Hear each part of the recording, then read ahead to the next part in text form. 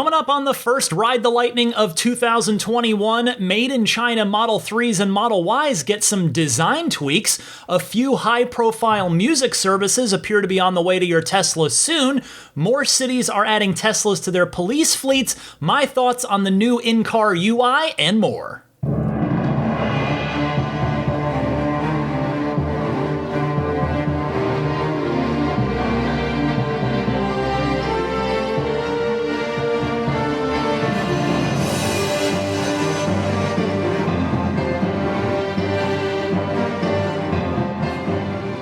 What's happening, friends? Daisy the Boxer and I want to wish you a very happy new year. It is 2021. This is episode 283 of Ride the Lightning, the Tesla unofficial podcast for January 3rd, 2021.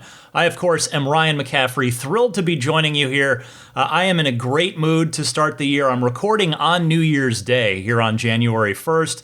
I've been very fortunate to have a little bit of time off from work here and just been getting caught up on things. I've had plenty of time to work on the podcast. And I'll tell you, I said at the end of last week's show, I was a little bit worried that with the holiday week, there might not be a lot to talk about this week.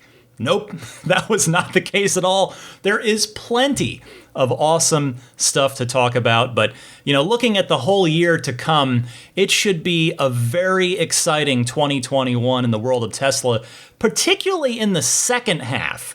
Because that is when we might not only have enough vaccine distribution around the United States and hopefully the world to have some big in-person Tesla events, and there should be a number of big monumental Tesla things coming up in the second half of 2021.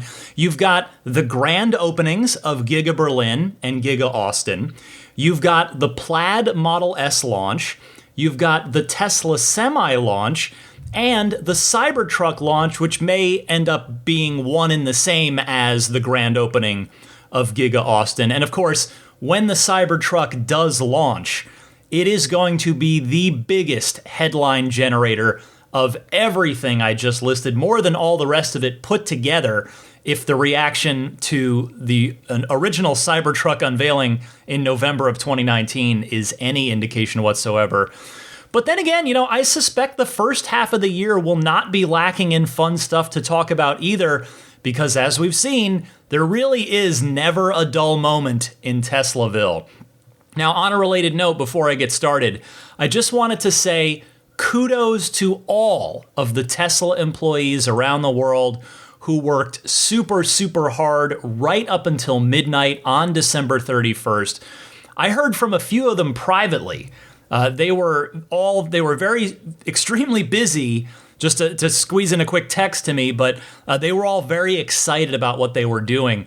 In fact, Elon emailed everyone at Tesla, sent out a company-wide email at 5:01 p.m. Pacific time on the 31st, as one last motivational push, and said, quote, "Thanks for going the extra mile and then some to make Tesla successful. We are super close to the 500,000 number, so every car counts. This will be a photo finish. Let me know if I can help in any way. At your service, Elon." And tune into next week's podcast, because we should know by then if indeed they hit that big 500,000 goal, which they certainly would have done no problem. But the company was the factory, the Tesla factory in Fremont, that is, the Fremont factory, was shut down for 6 weeks, of course, as you'll remember. So we'll see if they manage to get there anyway in 1 week's time. All right, before we forge ahead into 2021, real quick, I thought it would be fun here. This surfaced on the Tesla Motors Reddit this week, so I want to tip my cap to them. This goes back to 2014. On Fox Business News, Elon did an interview where he predicted that Tesla would sell, they would make 500,000 cars in the year 2020, and he did it in 2014. So here's the clip. I feel fairly comfortable with where things are headed for this quarter. You've got some analysts, for example, the Deutsche Bank analyst, and he really, a lot of these guys are very bullish on it, and they predict that you would get about, I guess, 100,000 in sales by 2017. What can we eventually expect when it comes to ramping up with the Gigafactory in place, the number of Teslas that you push off the assembly line? Well, I feel comfortable that we'll be able to achieve at least 500,000 cars a year by 2020. Maybe we can do a bit sooner than that, but I think that's what I feel comfortable predicting. Now, again, you've got to put yourself back in the year 2014 to fully appreciate that. Remember that in 2014, that sounded insane to most of the world, certainly to most anybody outside of the core Tesla community. 500,000 vehicles when the Model S was doing, at that point, maybe 25, maybe 30,000 cars a year, and the Model X was nowhere close to release yet at that point. So from where Elon was standing there, it was a 10 to 20x growth that he was forecasting for 6 years down the road. And then certainly the Model 3 at that point in time was just a line item on the secret master plan blog that Elon wrote on Tesla.com. And so, quite honestly, and though I say this with full respect, while Elon is known for making his big plans come true, he isn't known for making them come true on the deadlines that he says they're going to happen on. But you know what? In this case, you got to give him the credit. He deserves the credit. Saying 500,000 cars 6 years ago when they were making one car in relatively low volume, well, that's a pretty darn impressive, correct prediction that he made there. So here's to 1 million in 2022, or maybe even this year. All right. On to the news for this week. If the recent refresh of the Model 3 was not enough, well, the Model 3 and the Model Y are getting even more updates in China. That's the caveat for now, because the Model Y has, as expected, just gone on sale there. They did not wait long. They are ready to roll, and the cars are rolling out of Shanghai, of Giga Shanghai, now. They can be ordered, they can be purchased, they are being delivered. Now, just because these are only on the Made in China vehicles does not mean we will never see them. In fact, history suggests that these changes will almost certainly roll out to the Fremont-built cars very soon. Here are the changes. Again, these are only in China for the moment, but should find their way stateside very soon. Number one, the big one that a lot of people have been requesting and clamoring for, a heated steering wheel. So yes, a heated steering wheel is finally coming to Tesla's entire fleet, not just the upscale Model S and Model X. Next, specific to the Model 3 performance, this one was actually the most surprising to me out of any of these. The Performance Model 3 on the Made in China, on the sold in China version, because the Model 3 Performance up until now actually wasn't made in China. It had been being sold there, but they were made here in California and shipped over. It was just the Standard Range Plus 3s and then the Long Range 3s that were being made in China. But now China's making making the whole line of Model 3 for China. And the Performance 3 had been getting the 19-inch Gemini wheels, which of course went on to become the default wheel of the Model Y. Well, now the Performance 3 is getting the 0G wheels, which are the same ones that you currently cannot buy over here. They're the same ones that I was extremely lucky to get my hands on through the referral program. So if you've looked at my car on my Instagram page, that's what they look like, except here they're a 20-inch wheel, 20-inch 0G wheel. It's called 0G. And in China, they are, just as with the Gemini, they are going with a 19-inch. So it's a 19-inch variant of the zero-G wheel. Now, to me, that's extremely interesting in that Tesla has shown no interest in offering a 19-inch wheel for the Model 3 Performance over here in the United States. And in fact, they just put a new wheel on the Performance 3 here in the US, the Uber Turbine wheel that came over from the Model Y. It's 21-inch on the Model Y, it's 20-inch on the Model 3 here in the United States, but in China they will offer instead, in fact they don't, not offer, that's what they're putting on, there's no choice, it's a 19-inch zero-G wheel. So this one I kind of doubt is going to come over to the United States as an option, but don't rule it out. We'll see what happens. The next item, the Model Y is getting the new center console that just started going into the 2021 Model 3s built here in Fremont. Now, a thought occurred to me, just kind of a fun note and also simultaneously a case-in-point example of Tesla's rapidly iterative nature compared to the rest of the automotive industry that tends to operate on model years. The Model 3 is technically in its fourth year of production. It started production officially on, what would that have been? That was July 30, the end of June or the end of July. Now I'm blanking out. But anyway, summer 2017 when the first cars were delivered to insiders and employees, and they very, very slowly ramped production after that. But fourth year of production now, and it's already on its third version of the center console. So that just gives you an idea of how quickly Tesla is moving forward. The next item, also for Model Y, and in this case, only the Model Y. Again, the made in China version that I would expect to come over here very soon.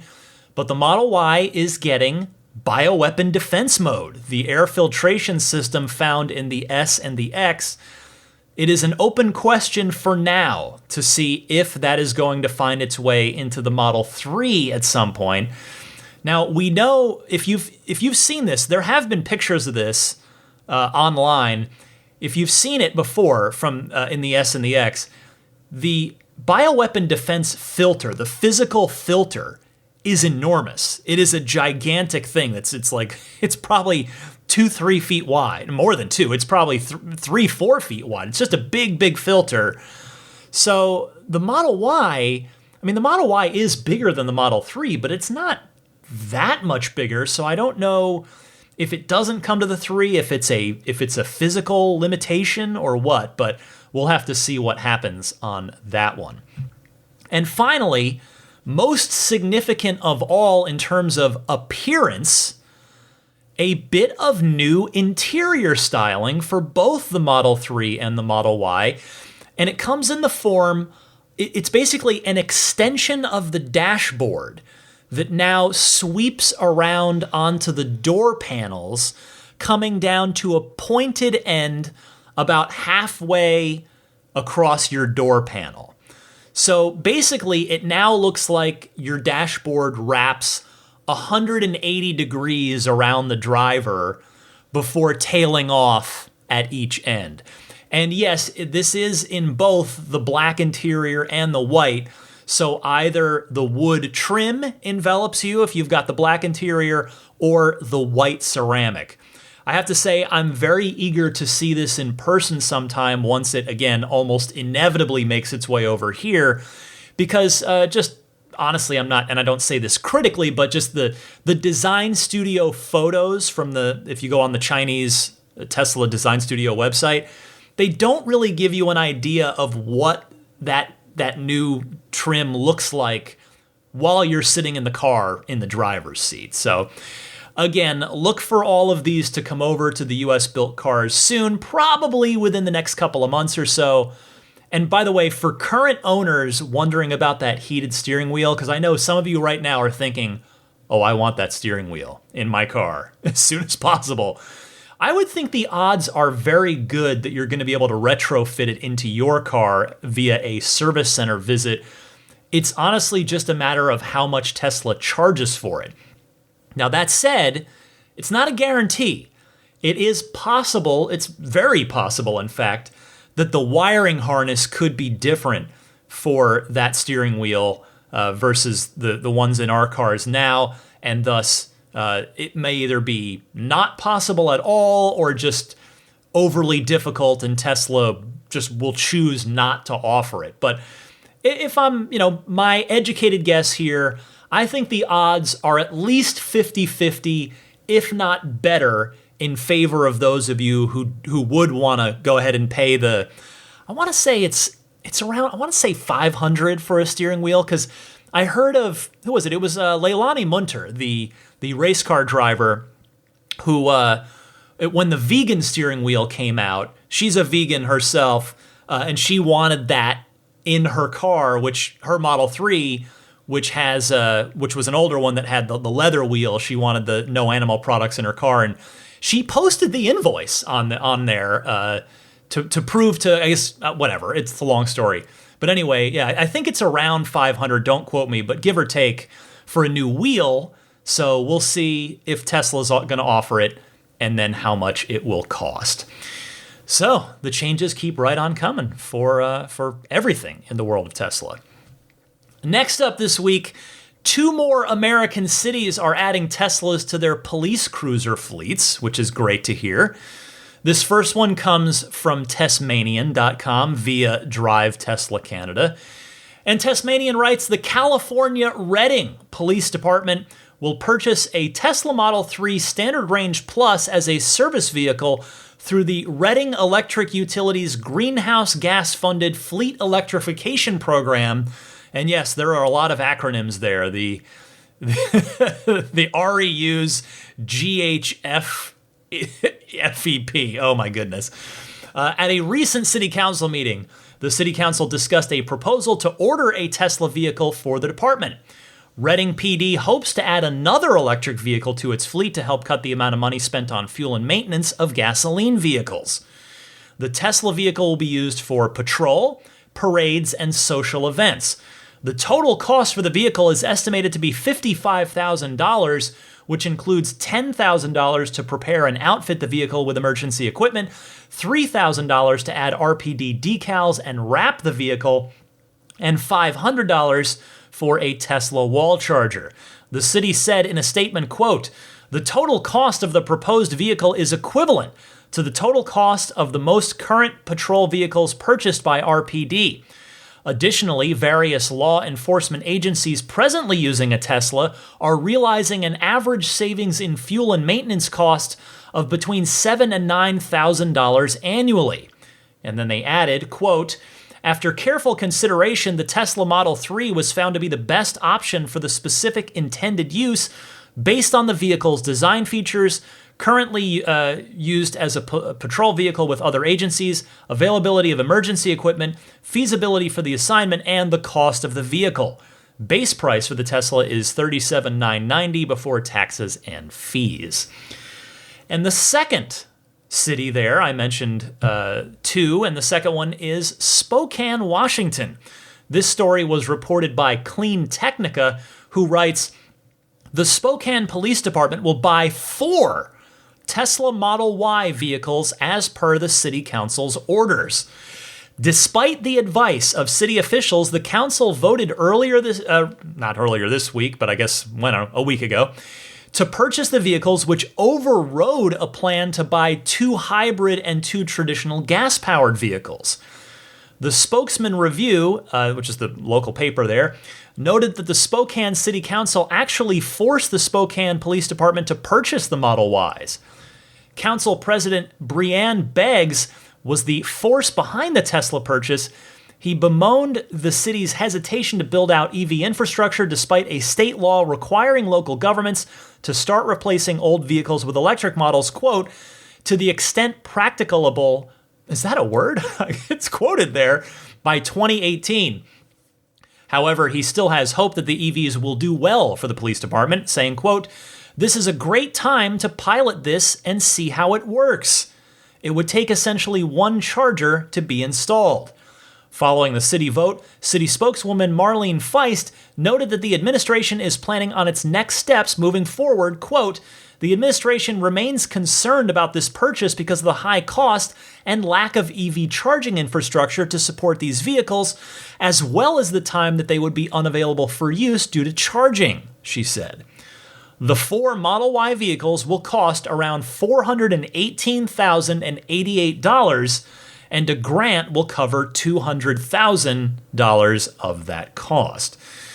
Well, I have to say, number one, it's good that these are happening. I'm glad to see more police departments going electric. But what jumped out at me here, comparing these two stories, it's a bit odd to me that Spokane is estimating that they'll spend over $100,000 each on 4 Model Y, while Reading is ballparking $55,000 for their Model 3. Now, I know we're comparing, it's not quite apples to apples here. This is a standard range plus Model 3 versus a long range all-wheel drive Model Y, but the difference in the base price of those cars is $12,000. The total cost is almost double in Spokane, a stock Model Y versus the Spokane Police Department Model Y, versus in Reading, a stock Model 3 Standard Range Plus versus what they're going to be getting. So that was very strange to me. But anyway, it is good to see some Spokane city leadership acting with conviction there and forging ahead with it. And the reason that Councilman Beggs gave, honestly, it was a simple and straightforward one, saying, quote, or paraphrasing here, let's give it a try. I mean, that was the message. And obviously, as a Tesla enthusiast, I like it. I certainly like it. I applaud it. I think it's great. And I do suspect that in about a year's time, the doubters on that city council in Spokane will come around. Next story this week. Remember not too long ago when I mentioned how I thought that more in-car music options might be coming because the new menu for it in the car allows you to choose up to 7 media sources, and there were only 6 total at the time? Well, it looks like I was right on the money about that one. Our white hat hacker friend Green the Only took to Twitter he posted a picture of a list of media sources that he found in the firmware code, as he does as a hacker, and posted a picture of it. And I'll read the new ones to you in a second. But he said, quote, "Who knows when it actually comes? Tidal is the next one, I think, because it actually started to get things populated." He's referring to entries in the back end. And again, as I said, he even posted a screenshot showing the list of everything that's on his car, on his in-car screen, I should say. And the list, so I know that Pandora is considered old and lame by a lot of the youth out there, and Spotify is where it's at, but I guess I'm getting old, right? I'm a 40-year-old guy now, so I have to say I love Pandora. I've been a subscriber. It's $5 a month for the premium, no ad version with unlimited skips, and I love it. I've had the premium account now for several years, and I like it because I've put in the time over the years to train it with exactly the bands and the songs that I like. And now it's kind of like my own custom Ryan radio station. It's like, this is KRJM radio. Or I guess if you're on the East Coast, the east of the Mississippi, it would be, this is WRJM radio. Anyway, some of you, I realize, may be young enough where you're like, what are you even talking about? And because nobody listens does anybody listen to the radio anymore? Everybody's on, Tesla owners have the streaming internet options, but anyway. So Pandora is in there. And it's worth noting that Pandora is now owned by SiriusXM, so maybe, just maybe, the Model 3 and the Y will get SiriusXM as an official app in the car, because of course the S and the X have always had Sirius XM support via an actual satellite, a physical satellite radio antenna built into the cars. But hey, I mean, these days, the Sirius XM app is the same functionality as the actual physical satellite puck. So either way, I would personally love that, because I still have a lifetime subscription to Sirius XM that paid for itself many times over, that I bought with my last car. I bought it new on my last car in 2006. And so even though the car's gone, I still have the subscription via the SiriusXM app. I can still use it. So, of course, I hope wherever my old car is now that has that lifetime subscription on it, I hope that the new owner has figured out that there's satellite radio in it that they can use. Anyway, you probably want to know what the other new music services are.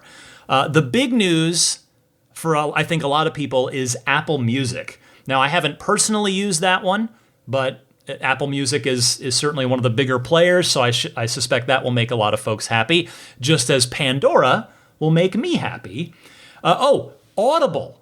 Audible is on there too. I know a lot of folks out there love listening to audiobooks in the car, so that should be a welcome one as well. And to round out the list, the other new one is Amazon Music. So that should hopefully please some people as well. And since Green the Only does have a screenshot of all this in the UI, like not any sort of, behind the scenes, unfinished firmware, it was like a proper screenshot of a very polished looking UI.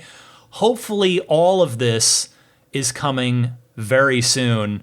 Maybe it's even going to be in that holiday update part 2 that Elon talked about, where he said that they couldn't get everything they wanted into the holiday update from last week, and that there'd be another update with some more stuff coming soon. But there you go. So Pandora, Apple Music, Audible, and Amazon Music, plus Tidal, which we already knew about. So those 5 are coming to the cars seemingly very soon. As for the full self-driving city streets beta that is ongoing within a relatively small pocket of public testers, we've got an update on that beta program. Elon was asked, when will you expand the full self-driving beta to the rest of the early access program? Of course, some of you out there are in the formal early access program, which is currently not this one and the same as the full self-driving beta. And Elon did respond to that saying, quote, a few more revisions needed, probably beta 10 or 11. Now, at this point, I can say, again, what I talked about earlier in the podcast when I was playing the clip of the interview from 2014 where Elon predicted 500,000 cars made in 2020. He doesn't always, he does the thing that he says, the big idea that he puts out there. It just doesn't always happen on the timeline that he says. Well, this Elon had said, I mean, he didn't promise or anything. There was no blood oath, but the initial hope was that we would all have that City Streets full self-driving software package by now, that we would have had it by the end of 2020. That did not happen, but I am confident. I will say, I am confident that it's going to roll out wide sometime in Q1. I don't think it'll necessarily be January, but I think it's going to. I feel pretty good about Q1. Again, it makes a ton of sense for revenue reasons, because they'll be able to recognize additional revenue from the full self-driving software package on the books for Q1. And they are also, if you watch the videos of the beta, the ones that the beta testers are putting up of torture testing the cars in difficult situations, Tesla clearly is making really good progress from build to build here. So it's just, to me, I think it's just a question of when in Q1. I wouldn't necessarily hold my breath that it's imminent for the rest of us based on that tweet, because new builds have been approximately every 1 to 2 weeks. So that means, just trying to extrapolate that from what Elon said on Twitter, which again is not an exact science, but if we just go off of that, it probably means that the beta won't make it to the early access folks for another 3 to 6 weeks or so, since they're on beta 8 right now, and Elon said it would go out to the early access folks in beta 10 or 11, and therefore I think February or March probably seems more likely for the majority of us to get it. But again, that's just my guess. We'll see what happens. On a similar note, I read you the Elon email from 5 p.m. on December 31st, trying to encourage and thank all of the hardworking Tesla employees who are trying to get as many cars delivered by midnight to count for 2020. Well, Elon did pull a last-second demand lever the last few days of 2020, presumably, of course, to try and push Tesla over that big 500,000 mark, that delivery threshold. On December 29th, Elon tweeted, quote, "All Tesla cars delivered in the final 3 days of the year will get 3 months of the full self-driving option for free. Delivery and documents must be fully complete by midnight on December 31st. Well, we know from years past that the Tesla always tends to do just come down and buy one of the new cars we made right off the assembly line kind of pushes at the end of a quarter, particularly the end of Q4, the end of the year. So, the end of Q4 is the time, if you just want to impulse buy a brand new car as opposed to an inventory car or a pre-owned car, the end of Q4 is your best time to do that, because Tesla just, they crank the assembly line as fast as possible. They just pump the cars out, get them to stores, and they just put them up for sale, and people can walk right in off the street and buy them. So, that said, if you were a last second buyer this year, number one, welcome. Number two, you might have gotten this 3 free months of the full self-driving option if you happen to take delivery.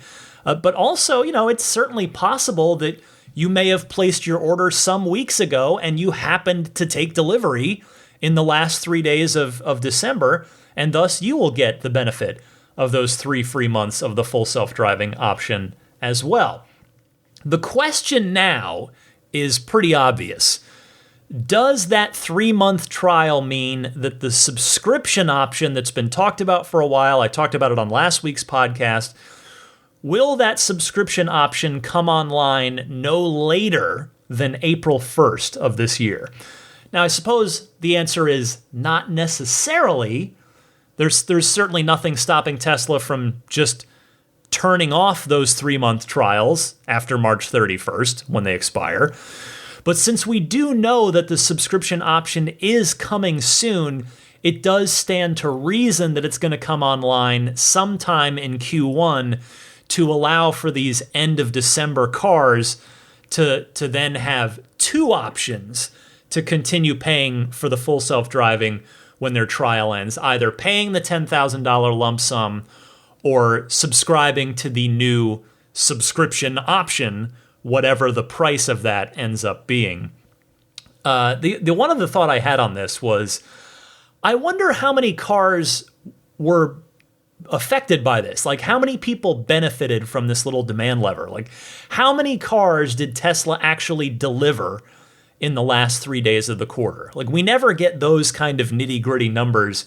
I would be curious. Like, is it a couple thousand? I mean, is it 10,000? Like, I'm just kind of, I suppose if I really sat and chewed on it for a while, I could probably come up with a more educated guess, but I'm not really sure. Nothing would really surprise me, I guess, on what that number would actually be. One more bit from Elon on Twitter. He was responding to my friend Ben Sullins, who of course has a Tesla YouTube channel all about data and economics. But he was responding to Ben, where Ben, as a Model S owner, gave some constructive criticism on specifically the instrument cluster UI, the binnacle, the display in front of the driver that the S and the X have, on the new 2020.48.26 software that gave us a UI refresh. Ben was making some constructive criticism, giving some feedback, and Elon responded to Ben saying, quote, "We need a UI overhaul." And, I don't necessarily disagree. I think it would be good to see Tesla just completely rethink the UI from the ground up now that they have the computational power of Hardware 3 in basically all the cars. I mean, effectively, everybody that's paying, for full self-driving is upgraded, and then all just the new cars for the last, almost 2 years now just have it anyway, regardless of whether or not they paid for the full self-driving package. So you've got the hardware in the cars, and you also have the aforementioned City Streets full self-driving package getting ready to roll out wide as well. So it does seem like a good time for a ground-up rethink of the Tesla UI. And I wonder if the design team is exploring the Cybertruck demo UI as a fully fledged, product at all, because I really liked how some of the ideas there. I mean, granted, I haven't driven with that interface, so I don't know how it actually functions as a driver, but I really liked how they had all the icons over on the left rail, closest to the driver, rather than the bottom rail. And the other cool thing that demo UI had in the Cybertruck was a kind of more of a 3D navigation map. That was pretty cool too. Anyway, speaking of that new UI that most of you should have by now, I finally got it 2 days ago. But if you'll humor me here for a few minutes, I wanted to give you my initial feedback on this redesigned UI, because it's been the subject of a lot of spirited discussion in the community since it's come out. And I'll just caveat this by saying these are just my first impressions. I've only done 2 or 3 drives with it so far, but I've logged some miles. So I will say overall, I don't dislike it as strongly as some others in the community seem to, but I do have a few constructive suggestions here. Number 1, and I actually had thought of this, I've had this thought for a while, since this isn't specific to this new UI, but I would like to see the fan icon on the bottom center of the screen for the HVAC system. I would like to see that fan icon be either blue or red when it's turned on, to indicate not only that it's on, but whether or not it's blowing warm air or cool air for folks like me that tend to just leave it set to auto, but with a temperature. Like my preferred temperature, I leave it at 69 degrees in the car most of the time. So sometimes it's going to warm up to that. Other times it's going to cool down to that. And I've never liked how, like at a glance, I can't necessarily tell if it's on or not. Like, I could stick my hand up and try and feel the air, but when it's off, it's gray. It's sort of a dark gray, and when it's on, it's black. And it's not really super obvious. I think just that little bit could go a long way of, again, using a color. Blue for on, blowing cool air, red for on, blowing warm air. Or maybe if they wanted to do a little more subtly than that, just do it as an outline. A blue outline around the black fan icon, or a red outline. That's my constructive bit of feedback on that. Next, total little thing here. I probably don't really care about this, but I'm going to just offer it anyway. I would like to see the battery icon go back to being green. They've changed it to black, as you've probably noticed. I mean, they've already got a second color on the UI, which is blue, that's used for autopilot indicators. And actually, technically, there's a third color. There is red as well. If you turn your seat heater on, those icons are still red. Not the seats themselves, but the little heat, the 3 heat icons. Those are red. So I would like to see the battery icon go green again. Third, The backup camera view is noticeably smaller now than before because the driving visualization takes up more space now. And here's the thing. All of our cars, whether you've got the S3, X, or Y, they all have big screens. So I would like to humbly suggest to Tesla, let's use them. I would like to have a larger backup camera view. Just have it overlap the driving visualization on the left side of the screen a bit. I know maybe a UI designer, if there may be UI designers listening to this that cringe and go, oh no, don't do that. That's going to be ugly. That's going to be cluttered and bad. But the thing is, it wouldn't really matter for when you're backing up, which is when you really need the largest rear view camera display possible, because the car visual, all you're looking for there is just the parking sensor indicators around, immediately around the car visualization on the left side of the screen. You don't need to see anything else. You don't need to see other cars. You're just wanting the parking sensors there. So have the camera view be bigger when it's in reverse. That would be my suggestion there. And quite honestly, if you decide to turn it on while you're driving, which I actually do from time to time to either check my blind spot. Actually, the time I turn it on at pretty much every intersection that I'm stopped at, because I always check the car behind me to make sure they're going to stop. And because you never know when somebody might not be paying attention and come in too fast, or I don't want to get rear-ended if I can avoid it. In fact, I have one dash cam clip saved where I was waiting in a left turn lane, and I put on the backup camera, and I'm just sitting there, and I'll look down as the car behind me, as a car behind me comes in and approaches behind me. And I'll tell you, this was maybe like 2 months ago, and a guy came in real hot behind me, like real hot, to the point where I lunged the car forward, because I always make sure I leave enough space between me and the car in front of me where I can move forward if I have to. And sure enough, this guy came in real hot, and I moved the car forward, and I went back and I looked at the video, and I think he might not have actually hit me, but it would have been really, really, really close. So anyway, I'm getting off track. That's what I use the backup camera for, other than actually backing up.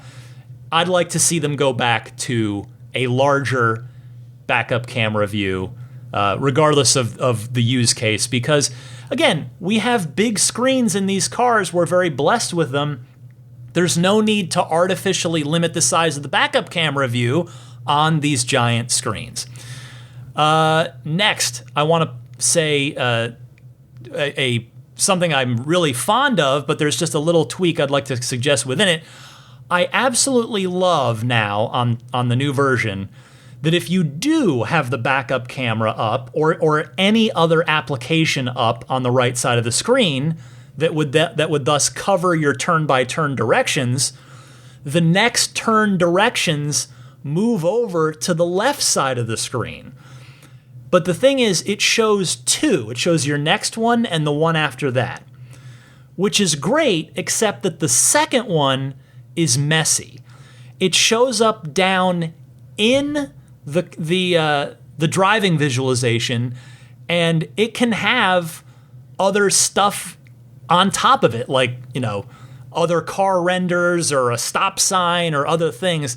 It just looks messy the way it is right now. So I think there's probably a way to have the next two turns cleanly, instead of just having one clean one and one messy one. But the current implementation of it is, in my opinion, a bit cluttered.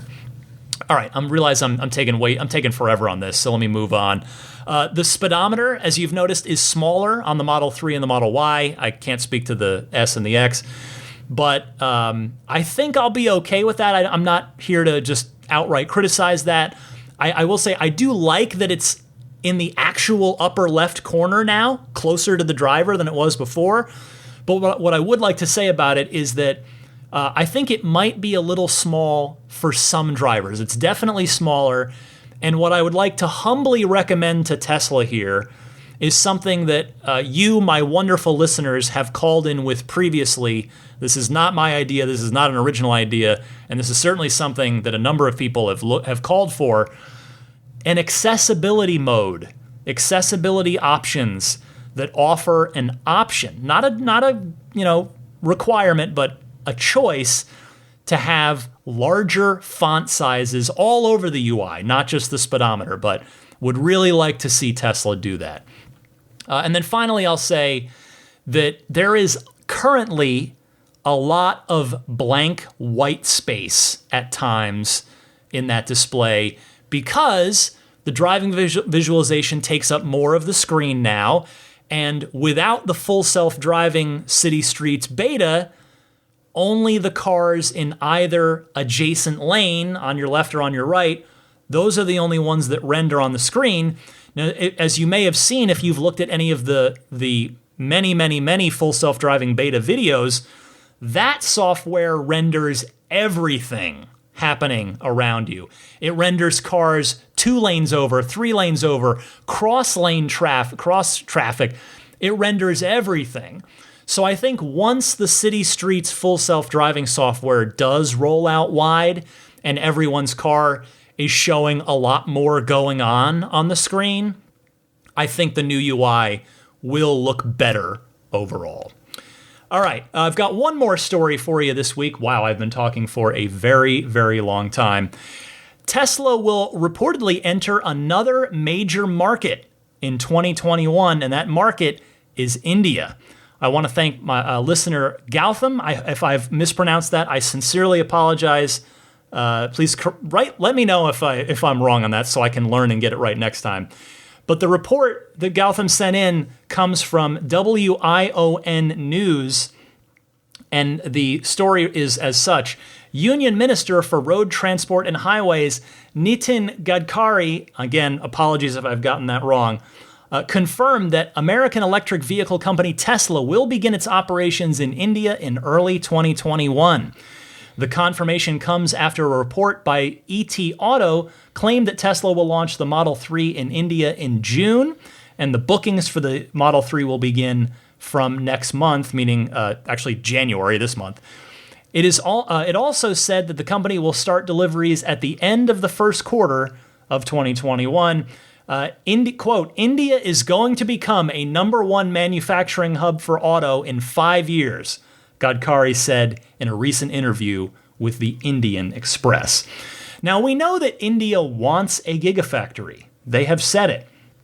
And Elon has said that it makes sense for Tesla to produce cars locally wherever possible in order to cut down on both the expense and the carbon footprint of transporting manufactured vehicles all around the world for delivery. So that India gigafactory may still come, but for now, it appears as though Tesla will officially enter the India market very soon. And India, if I have my Google correct here, India is a right-hand drive country. So I wonder if Giga Shanghai, until the day that a Giga India comes online, I wonder if Giga Shanghai is going to be tasked with fulfilling orders from India, just given that they are the geographically closest Tesla Gigafactory. But regardless, this is absolutely excellent news. And I have to say, I honestly I pride myself on trying to be as researched and knowledgeable on Tesla as possible. I have to say, I honestly just have no idea what the demand for Tesla in India might be, and thus what the overall impact on Tesla's business that country could have. But what I know for sure is that it's always good news to have Tesla move into a new market that they have not previously operated in. All right, that will wrap it up for the news. I think I've got time for just a couple of phone calls because I've been talking for a while. I want to be respectful of your time here. So stick with me. I'll come back with the Ride the Lightning hotline right after this. This is Steve Downs, the the voice of Master Chief, Sierra 117. You're listening to Ride the Lightning, the Tesla unofficial podcast. You know, that Cybertruck looks a lot like a warthog, doesn't it? Master Chief, out. Welcome to the Ride the Lightning hotline, your time to call in and be part of the podcast, which I love. I invite you in. I'd love to hear from you. You can call in one of two easy ways. Maybe you want to react to something you heard me talk about that's happening in the world of Tesla, or react to something another caller said. Whatever the case, dial me up anytime. One of two easy ways. Either way, please try to keep your call to 90 seconds or less so that I can get to as many callers as possible each week. Again, I'm only just going to do a couple this week, but I promise I'll do more calls next week. So do please keep those calls coming. So you can call in by either recording your question via your smartphone's built-in voice recording software, and then you can just email that file to me at teslapodcast@gmail.com. Or you can send that same question in via the Ride the Lightning hotline. Just call in and leave a message. That's all you're doing. The number is toll-free, and it's 1-888-989-8752. That number, one more time, is 1-888-989-TSLA. And if you know someone special with an upcoming birthday, anniversary, graduation, or some other special occasion, you can give them a unique gift of recorded voices from friends and family telling them why they're special. The recordings can be podcasted or put onto a keepsake. Visit lifeonrecord.com to learn more. So again, I welcome your calls, and also just wanted to note that the Patreon bonus show should be up now, hopefully by the time any of you hear this, for those of you at the ludicrous tier or higher. And if it's not up now, it should be up by Sunday. My intention is to do it tomorrow, which is Saturday. So that is the plan. Look out for that. All right, Darren from DC is up first. Go ahead, Darren. Hey there, Ryan. This is Darren from DC. Hope you're doing well and that you and your family had a wonderful holiday. I own a very early build Model Y in the VIN range of the upper 400s. When I took delivery of the vehicle, I noticed that the car wasn't making any noises whatsoever and suspected that my car didn't have the pedestrian warning system installed. At first, I thought that the speaker was disabled, but come to find out, it's not included on early build Model Ys. Now, I really do love the fact that the car is silent, but there have been multiple occasions in which someone almost walks into my car as I am driving in a parking lot because they aren't paying attention or they simply can't hear the vehicle. In light of that, I'm really thinking that Tesla should retrofit the pedestrian warning system into the cars that can support the speaker now that we have the boombox feature in this holiday update. Is this something that I can also call Tesla and have them install for me? I would also be willing to pay for such a thing if it were an option. The last time I spoke to a Tesla service rep, he stated that it's only available on the 2021 Model Ys. Honestly, I'm really bummed that my 2020 almost brand new car can't support a feature that Tesla's been installing in their cars since late 2019. Apparently, all 2020 Model Ys built before September have the wiring harness installed in the car, but not the speaker itself. I have no doubt that you're getting a ton of phone calls about this topic this week because of that lit holiday update. Love to hear your thoughts. Take care now and happy electric motoring. Darren, thank you for the kind words. And to your topic, it's funny you should bring this up because I happened to be walking somewhere very recently, seriously in the last week or two, when a Model Y went by slowly. I can't remember if it was a parking lot or if I was out walking daisies somewhere or what, but I remember stopping to think, wait a second, I thought every Tesla built from September of 2019 onwards had the pedestrian speaker and thus the low speed sounds, either in forward or reverse. So then I thought maybe that person just disconnected theirs. I mean, hey, I'm very fortunate. I get to see Model Ys every time I drive around here in the San Francisco area. They're getting quite common. But I'm rarely around them when they're moving at low speed and I'm not in my own car with the windows up, i.e., it's not often where I'm in a position that I would actually hear the pedestrian warning system. So that is to say, your call is new information for me, so thank you very much for that. I find this whole thing surprising, though, because I thought it was required by law for all electric vehicles to have this system in place by now. But let me know what Tesla says about retrofitting yours. I very much doubt they would do it for free since it's not an advertised feature of the car. I mean, unless the government stepped in and made them retrofit it, that's possible, I guess. But you did say you'd be willing to pay for it. So I would be curious to hear if Tesla is willing to do that for a fee. Elon was asked about that this week, and he responded saying, quote, "Service might be able to do this. We'll check." So we'll see what happens there. And regardless, Darren, I am very happy to have learned something new today about the early Model Y fleet. So thank you. And I'm going to take one other call for this week, and I promise I'll get to more calls next week. Again, please keep them coming. I would love to get your opinions on the new UI and stuff you heard about on this week's show, and et cetera, et cetera. So keep those calls coming. But I'll also hear, before we move on here, from Brad in Rochester, New York. Go ahead, Brad. Hey, Ryan. Curious about your thoughts on being able to do a factory pickup. I'm buying a Cybertruck, and I'd love to actually go there and get it. You think they're going to allow that? You think it's going to be easy? Or am I totally out of my mind here? Thanks, man. Take care. Brad, thank you very much for your call. And if you're curious how I know his name is Brad, he identified himself in a follow-up call. Anyway, Brad, to answer your question, I think the odds of this are exceptionally good, with one major caveat that we should see some resolution on or not very soon. And let me explain here. So the reason that I think there's a high probability of this is because Elon has already talked about how the Giga Texas facility is intended to be part of a public space. It's right along the river there. They want to make it part of the community, which, in my humble opinion, is awesome. I love that. I love that it's not just going to be a warehouse in the corner of town somewhere. So I love what they're doing. Now, because of that, because of them wanting it to be, part of the community, part of a public space, and given the fact as well that a lot of trucks are sold in Texas, it would make a ton of sense for Tesla to offer a factory pickup option at Giga Texas. They're going to have plenty of space, unlike Fremont, which, if you've ever seen Fremont, it is at this point figuratively bursting at the seams as far as the parking lot goes. There is no parking. There are so many employees, and there's the row of superchargers that are public, and the parking lot is just overflowing there.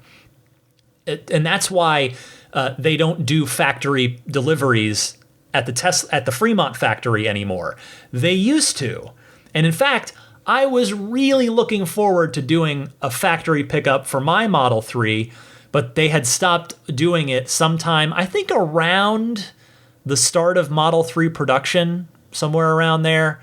But yeah, by the time I took delivery in summer of 2018, it was no longer a thing. Now, as for the one major caveat that I hinted at earlier, that would be Texas state law. Currently, a Tesla cannot be, quote unquote, sold in Texas because of the dealership laws that are in place there. You buy your Tesla online, and my understanding is that you have to pay for it in full before the car will be shipped out from California, and then it will begin its delivery route to you. It will begin its shipping process from California out to find you in Texas. As I've said before, I am optimistic that this law is going to change as part of a, informal handshake agreement that Elon hopefully made with the governor of Texas as part of the arrangement to bring a Gigafactory to Texas. And as you'll recall, I asked Elon that very question. I put this to the man directly at Battery Day, if you recall, and he gave a very optimistic answer. So I did double check this. The Texas lawmakers, Texas legislation, their legislative session is this month. They're meeting this month here in January. So hopefully we see that get done. And that legislative session runs from January 12th, so coming up in about a week or so, until May 31st. And that's it. If they do not amend that law or make some kind of exception for Tesla by May 31st, though, then you will probably not get to do a factory pickup, because I also learned that the Texas state legislature only meets every other year.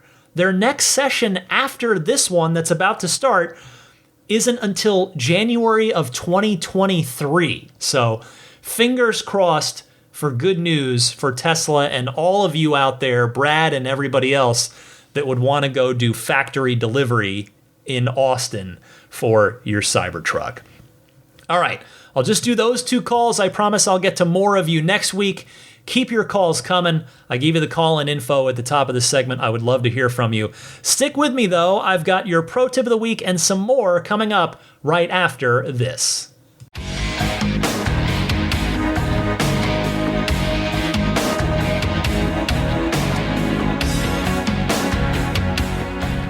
Well, real quick before the pro tip of the week, I'll tell you what's been going on with my car this week. And there are a couple of unfortunate things that have been going on with my car this week.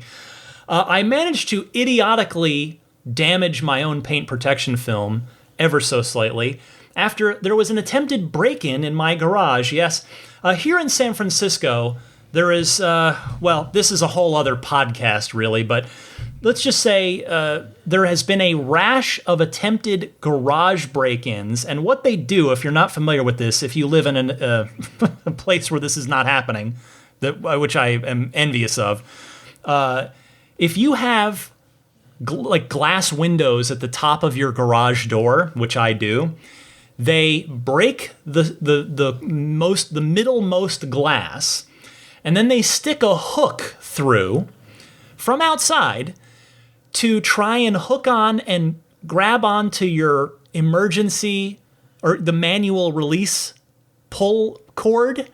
And if they can grab that and pull that, it lifts your garage door up. It releases it manually, and then they can just lift the garage door up in the middle of the night while you sleep, come in and rob you blind. Well, thankfully, I had heard about this phenomenon from a neighbor of mine recently.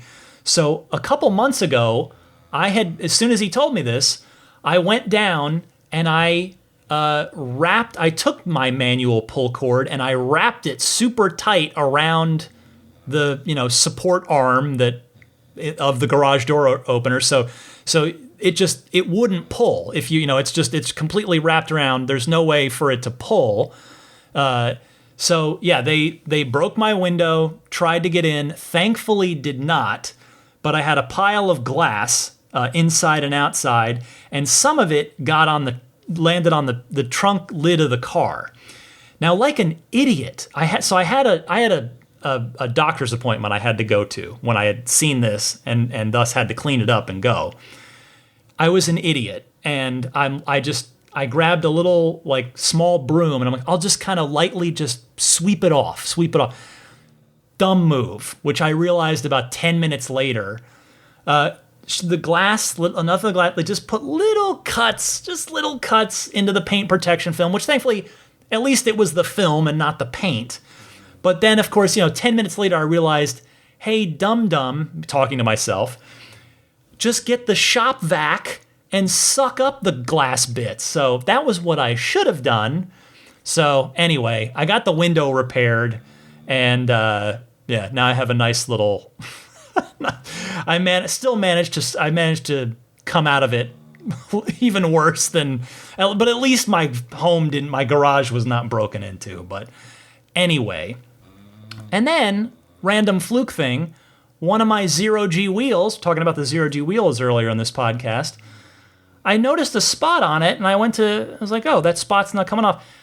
A rock, it must have been a rock, something impacted the wheel right near the lip on one of the rear wheels, and just put a big divot in it, put a big chunk, so that was a bummer that those wheels only have a few thousand miles on them at the most. I just got them a few months ago. So that was a bummer. I don't know if a good wheel shop could kind of fill that in and maybe just paint over that little spot. And anyway, that was nothing I can do about that, right? That's just road hazard. That's just, you can't protect against that. But kind of a bummer. So anyway, that's what's up with my car this week.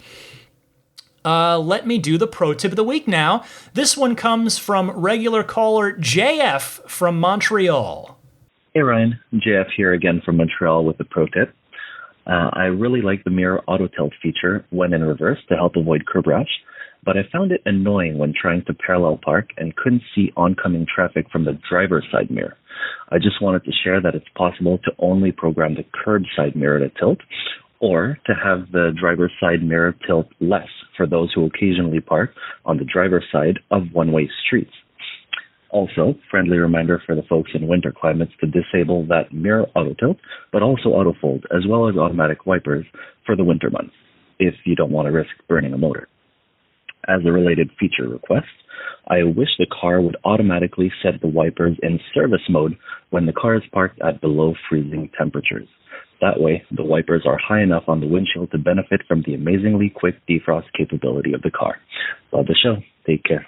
I did not know that you could do individual tilt settings on the side view mirrors. Thank you so much for calling in, JF. I appreciate it. Also, I think your feature suggestion is a good one, and one that the California Tesla engineers probably wouldn't have on their list on their own. So good of you to put it out there. And if anybody else out there has a cool pro tip, I'd love to hear from you. You can call in with it the same way, one of the same two ways that you dial in to the Ride the Lightning hotline. And with that, as Daisy the Boxer snores to my left, I will mention a few friends of the podcast here that maybe can help you out, and then I will hit the road. So first, abstractocean.com. As I lovingly say, the Costco of Tesla accessories. They have got it all, from the new rear footwell lighting kit, which is especially awesome in the Model Y, the drop-in cup holder stabilizer, the cool Roadster-style TESLA lettering you could put on the back of your 3 or Y. I've seen that on a number of cars around the San Francisco area. I think that it looks really sharp. Tempered glass screen protectors for the center screen, the center console wraps as well to eliminate the very fingerprint and scratch-prone original versions of the Model Y and Model 3 center console. Anyway, all that and much more at abstractocean.com. Use the coupon code RTLPodcast at checkout to get 15% off of your first order. And RTL Podcast, that's all one word.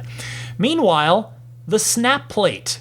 For those of you that need a front license plate but hate it and want to be able to take it off quickly for when you don't really need it.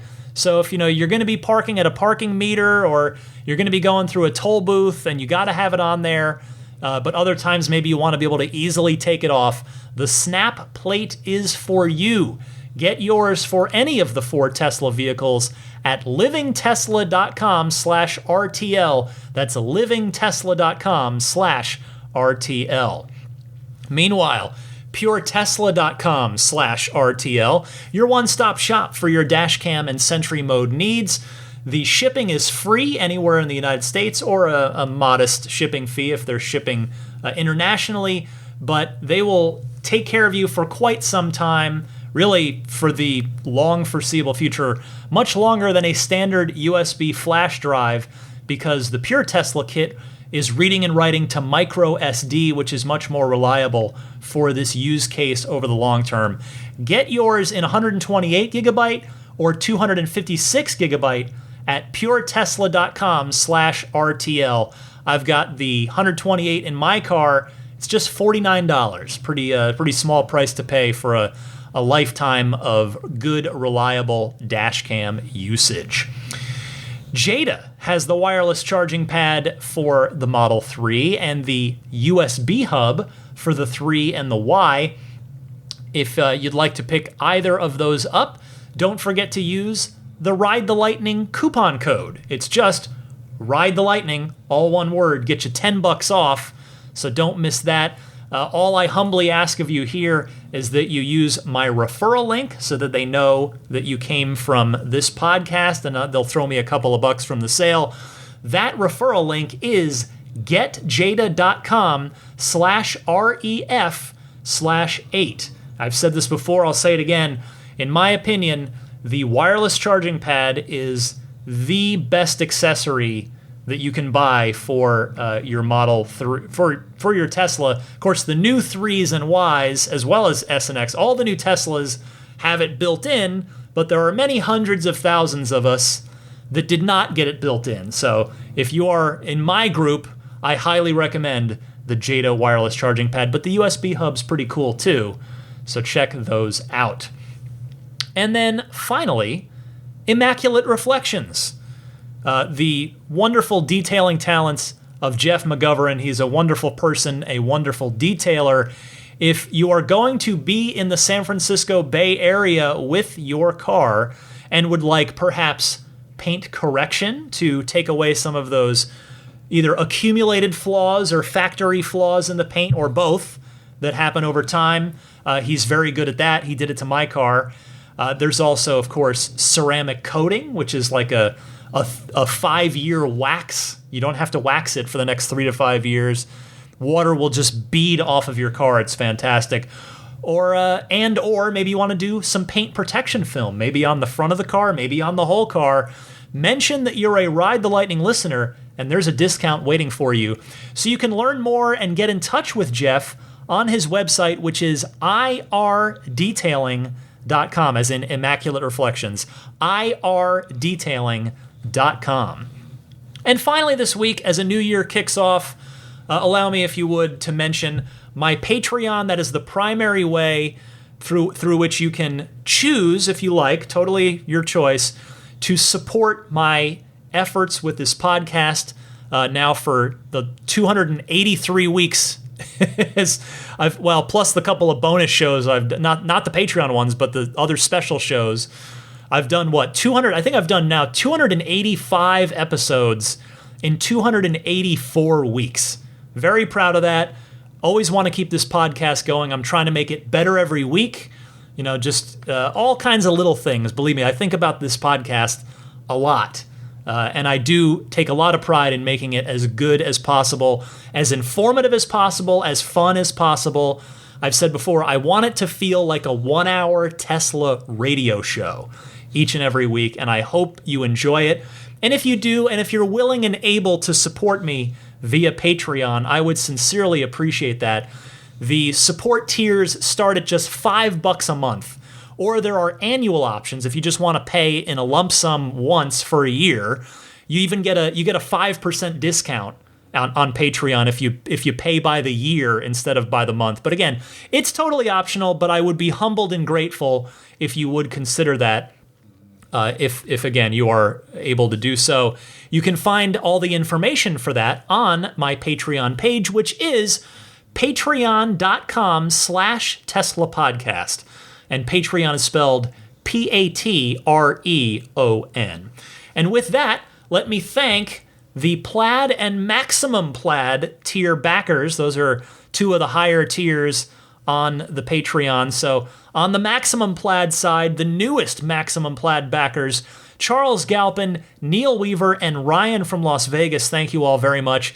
In addition to the other Maximum Plaid backers, Pete White, Danny Nelson, Jonathan Wales, Fernando Cordero, Sean Neidig, Cameron Clark, Daniel Grummer, Seth Capello, Nick and Tony, Tesla Hitchhiker 42, John Schmidt, Stan Roth, Howard Anthony Smith, and H. Jackson Wallace. Thank you all very much. And then the Plaid crew is George Cassiopo, David Brander, Alexi Heft, Logan Willis, Robert Miracle, Jason Chalukas, Joe Edgel, Tim Hyde, Lawton from Chicago, Peter Chalet, David Vakil, Ulrich Lassa, Eric Randolph, David Nondahl, Jerry and Mary Smith, Lyle Austin, Joel Sapp, Dory and Steve Guberman, Jeremy, Tesla Owners Taiwan, Jeremy Harris, Ron Lee, John Cody, Charlie Gillespie, Kaz Barnes, David Perella, Sunil Joseph, Dennis Peak, Will Stedman, Stig Mickey Jensen,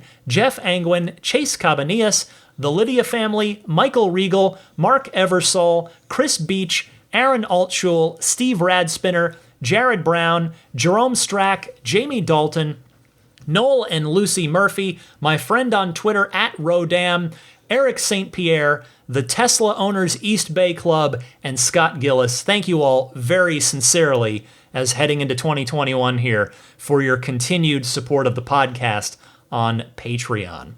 If you're not already subscribing to the podcast, that's a free thing. That's not a money thing. That can be done on any of your favorite podcast services, whether it's Apple Podcasts, Google Podcasts, Stitcher, TuneIn, which is, yes, in your Tesla, Spotify, which, yes, also in your Tesla, or on just the audio only on YouTube, but you can listen there as well. Just search Ride the Lightning Tesla on YouTube, lest you come up with Metallica songs and albums, which, hey, that's not such a bad thing either. But if you're looking for me, throw the word Tesla into your search. For a still snoring, Daisy the Boxer. I'm Ryan McCaffrey. I'll tell you, I'm feeling great heading into 2021. I've had a great New Year's Day. I feel really good about the podcast this week. Like I said, it's doing this every single week. Even I know, I'm not so naive to know, there are going to be episodes that are not as good as others. I'm always going to try and make an awesome show, but sometimes maybe my energy is not there. Maybe I stumbled here and there, whatever it is. But I'll tell you, I feel really good about this episode. I've had a great day to start my 2021 today, home with my family. And I'm just humbled and grateful to head into, I guess, what is now the seventh calendar year of this podcast, which is wild because I started in August of 2015. So that is pretty cool. And again, this is going to be such a fun Tesla year. Particularly, there's just going to be more and more momentum that builds as it goes too, as we get towards the Plaid S and we get towards Giga Berlin opening up with the new, structural battery Model Y, and we get towards the semi-truck, and then, of course, the Cybertruck. So it is going to be so much fun. I hope you'll stick with me. I hope you have enjoyed your hour plus of listening to the show this week. And with that, I need to stop talking because your time is valuable. I got to let you go. Happy electric motoring, my friends. Happy New Year. Welcome to 2021, and I will see you next week.